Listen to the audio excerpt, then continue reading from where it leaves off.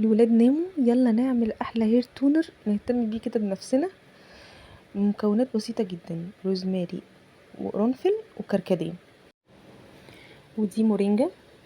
بجيب الباكتس دي عشان تبقى انضف، يعني ممكن تلاقيها عند العطار سايبة، بس خلينا في اللي هي المغلفة دي عشان تبقى الوصفة ما تبوظش مننا. بحب قوي اقرا الكوت المكتوب على ظهر الورقة دي: هي حياة واحدة عايشة بشكل احلى. بحب مدمنة كوتس انا.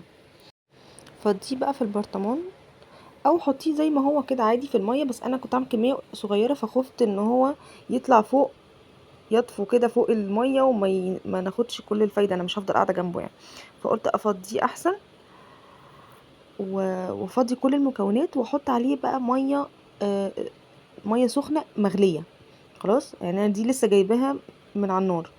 المية دي هحطها عليها واسيبها بقى يوم عادي بره التلاجة. خلاص مقفول عليها كويس تمام، وتقلبيها طبعا كويس جدا جدا جدا. انا هنا بوريكي الباكت اللي انا هحط فيها، انا هحط في اللي هي بتفس دي، بس بس بس كده.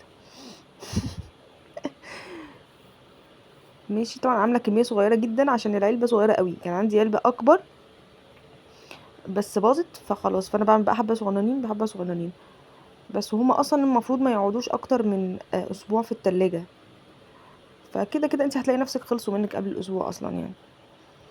جميله جدا، جربيها لان هي بتطلع الشعر، يعني اللي عنده بيبي هير كده هيطول مش هيطلع. تقريبا القرنفل مع المورينجا والتركيبه دي كلها بتساعد فعلا ان هي بتطلع الشعر. وفي ناس كمان بتحط ورق غار وحبه البركه، هجربها ولو نفعت اقول لكم عليها. كمان انا استخدمته لبنتي ونفع جدا جدا معاها، وطلع لها شعرها وطول لها شعرها، ده عن تجربه بس لفتره طويله، يعني داومت عليه 4 شهور، هو فعلا نفع معاها.